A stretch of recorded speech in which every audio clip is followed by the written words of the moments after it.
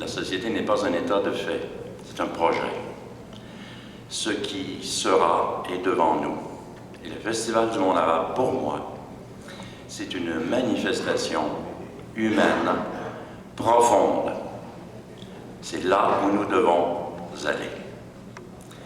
Là où nous devons aller, c'est danser ensemble, chanter ensemble et rire ensemble.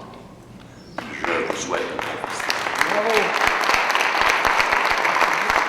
Lorsqu'on m'a demandé de réagir à l'idée même, au concept ou à la proposition de prophète rebelle, tout de suite, je me suis mis à penser, ça ne va pas surprendre les gens qui me connaissent, mais je ne suis pas de tradition musulmane, je suis nord-américain. J'ai pensé aux prophètes. Puis les plus nombreux prophètes en Amérique du Nord, c'était des Indiens. Ce qu'on appelle des prophètes amérindiens, prophètes désespérés de l'espérance, qui sont apparus tout au long des siècles derniers, au cours de la grande tragédie de l'exclusion des Premières Nations en Amérique du Nord.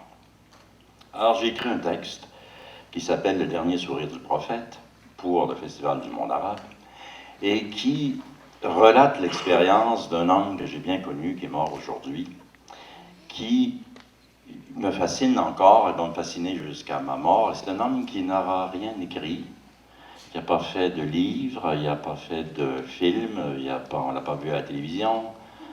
C'est un homme qui a beaucoup souffert et qui a toujours espéré. Un Innu, pour ceux qui... C'est un Innu, donc on les appelait autrefois les montagnais, du Labrador.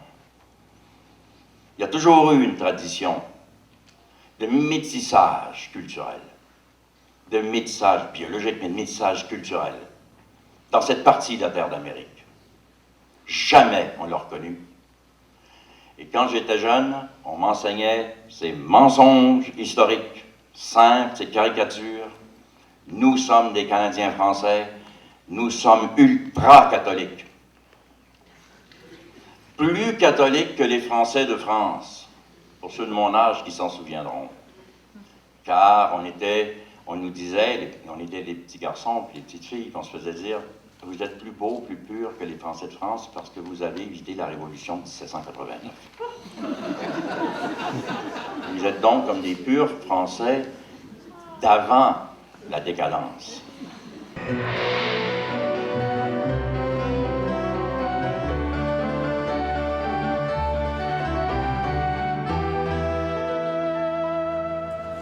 Ici Alain Crevier, bonjour, bienvenue à Second Regard. Les deux hommes que vous allez voir dans notre émission aujourd'hui se sont rencontrés pour la première fois il y a quelques semaines de ça. C'était au Festival du monde arabe à Montréal. Et ils ont débattu d'une question qui, a priori, peut paraître parfaitement banale, mais qui, au fond, quand on y pense, est au cœur de l'actualité brûlante. Est-ce qu'il y a encore aujourd'hui des voix capables de porter l'espoir dans un monde déchiré par les guerres et les conflits? Alors, lui, c'est un anthropologue bien connu au Québec. C'est un spécialiste des cultures amérindiennes, c'est Serge Bouchard. Et son complice, si on peut dire, eh bien, il est français d'origine algérienne, un spécialiste du monde musulman, c'est Mohamed Harkoun. Alors, qu'est-ce que ces deux-là peuvent bien avoir en commun? Eh bien, un plaidoyer pour un nouvel humanisme.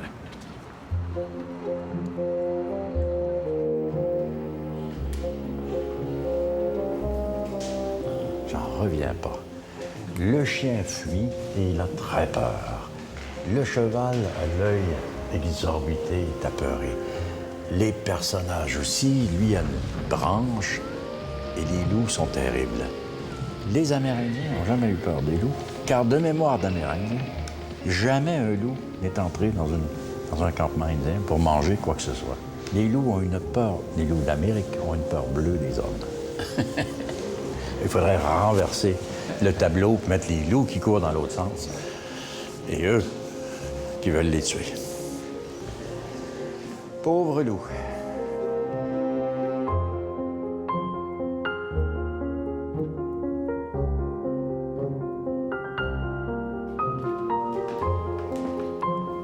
Ce qui me tue, c'est l'échec quand on a tant de possibilités. Moi, j'ai un respect de...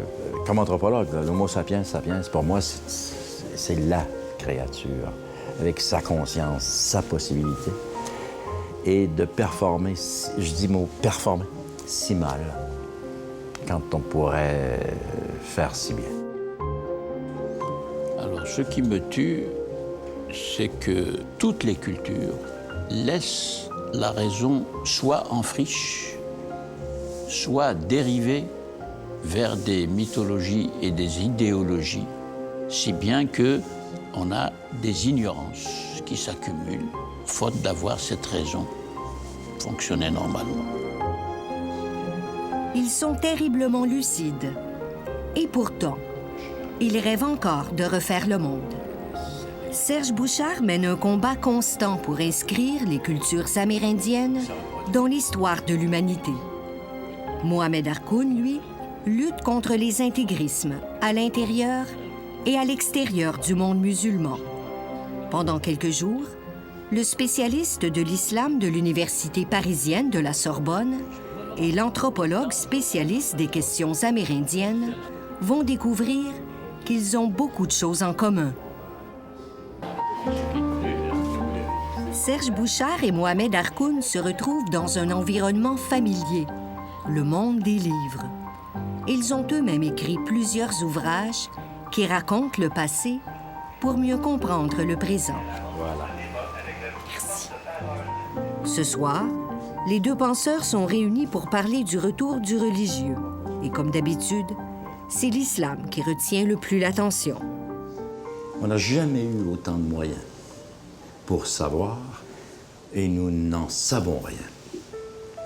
L'islam, je sais ce que c'est et je n'en veux rien savoir, puisque c'est d'emblée l'ennemi. Nous devons refaire l'histoire, réécrire l'histoire dans le sens de notre solidarité humaine. C'est tout. Dans le sens où on fait des liens, on reconnaît nos ruptures passées, on reconnaît ce qui s'est passé, mais pour refaire une solidarité au nom d'un humanisme qui n'a même pas besoin d'être exprimé, tellement il est évident, qui est un impératif, qui est du sens commun.